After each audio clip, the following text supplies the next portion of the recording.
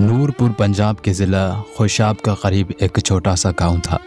یہ وہ گاؤں تھا جہاں صبح کا آغاز اذان کی مدھم مگر دل کو چھو لینے والی آواز سے ہوتا، پھر مرغوں کی بانگ، کھیتوں سے آنے والی مٹی کی خوشبو اور دور سے بہتے نہر کے پانی کا شور، سب مل کر ایک ایسی فضا پیدا کرتے جس میں سکون ہی سکون تھا۔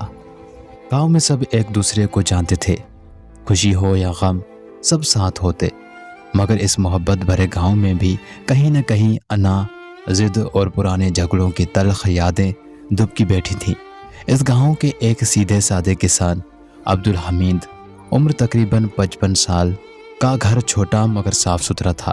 ان کی داڑھی میں سفیدی جھلک رہی تھی، آنکھوں میں عاجزی اور چہرے پر محنت کی لکیر۔ ان کی بیوی شاہینہ بی بی، عمر تقریباً 48 سال، نرم لہجے کی، دین پر عمل کرنے والی خاتون تھی۔ عبدالحمید کا بیٹا حمزہ 24 سال کا، درمیانہ قد، ساملی رنگت، آنکھوں میں سنجیدگی اور چہرے پر ایک عجیب سی وقار کی جھلک۔ گاؤں کے لڑکے اکثر اس سے مشورہ لینے آتے کیونکہ وہ ہمیشہ بات دین کے حوالے سے کرتا اور ہر کام میں اللہ پر بھروسہ رکھنے کا کہتا۔ گھر میں سب سے چھوٹی عائشہ صرف 10 سال کی، معصوم اور شوخ مزاج، جس کی کہکوں سے گھر کی دیواریں بھی مسکرا اٹھتی تھیں۔ 14 اگست آنے والی تھی اور گاؤں کے ہر کونے میں رونقیں بڑھتی جا رہی تھیں۔ بچے جھنڈیاں لگانے میں مصروف، نوجوان کھیلوں کے مقابلے اور جلسوں کی تیاری کر رہے تھے۔ مسجد میں بھی امام صاحب نے اعلان کیا تھا کہ 14 اگست کی رات شکرانے کی دعا اور قرآن خوانی ہوگی۔ حمزہ بھی شام کو کھیتوں سے آنے کے بعد بچوں کو جھنڈے لگانے میں مدد دیتا، مگر وہ صرف خوشی کا ظاہری جشن نہیں مناتا۔ وہ اکثر دوستوں سے کہتا، بھائیوں، آزادی کا اصل مطلب یہ ہے کہ ہم اپنے ایمان اور کردار میں بھی آزاد رہیں، جھوٹ، دھوکے اور ظلم سے۔ لیکن 14 اگست سے 3 دن پہلے ایک ایسا طوفان آیا جس نے اس گھر کی خوشیوں کو جمی ہوئی برف میں بدل دیا۔ دوپہر کے وقت گاؤں کے چوک میں پولیس جیپ آ کر رکی۔ 2 سپاہی اور ایک انسپکٹر اترے۔ لوگوں نے حیرت سے دیکھا کہ وہ سیدھا عبدالحمید کے گھر جا رہے ہیں۔ انسپکٹر نے دروازے پر دستک دی۔ عبدالحمید، آپ کو تھانے چلنا ہوگا، زمین کے کاغذات میں دھوکہ دہی کا الزام لگا ہے۔ یہ سنتے ہی شاہینہ بی بی کے ہاتھ سے چائے کا کپ گر گیا۔ حمزہ آگے بڑھا، افسر صاحب، یہ سب جھوٹ ہے، میرے ابا نے کبھی حرام کا پیسہ نہیں کمایا۔ انسپکٹر نے سخت لہجے میں کہا، یہ سب تھانے میں ثابت کریں، ابھی چلیں۔ پورا گاؤں دیکھ رہا تھا جب عبدالحمید کو پولیس جیپ میں بٹھا کر لے جایا گیا۔ لوگ چپ چاپ کھڑے تھے، کچھ کے چہروں پر حیرت، کچھ کے ہونٹوں پر ہلکی مسکراہٹ، جیسے وہ پہلے سے یہ سب سننے کے منتظر تھے۔ شام تک گاؤں میں خبر پھیل گئی۔ کچھ کہہ رہے تھے، ارے عبدالحمید نے تو بہت سیدھا بن کر دکھایا، اندر سے کچھ اور نکلے۔ کچھ کہہ رہے تھے، نہیں بھائی، یہ ان کی دشمنوں کی سازش ہے۔ گھر میں خاموشی چھا گئی تھی۔ شاہینہ بی بی قرآن ہاتھ میں پکڑ کر بیٹھی تھی۔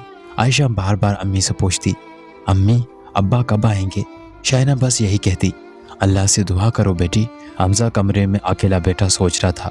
دل میں غصہ تھا کہ کیسے لوگ جھوٹے الزام لگا سکتے ہیں، مگر پھر اسے امی کی نصیحت یاد آئی، بیٹا، ہر مشکل میں سب سے پہلا سہارا اللہ ہے۔ رات گئے، جب سب سو گئے، حمزہ اٹھا، وضو کیا، مسجد کے پچھلے حصے میں جا کر 2 رکعت نفل پڑھا۔ سجدے میں اس کے آنسو زمین کو بھگو رہے تھے۔ یا اللہ، میرے ابا کی عزت کا سوال ہے، تو ہی حق کو ظاہر کرنے والا ہے، ہمیں صبر دے، ہمت دے۔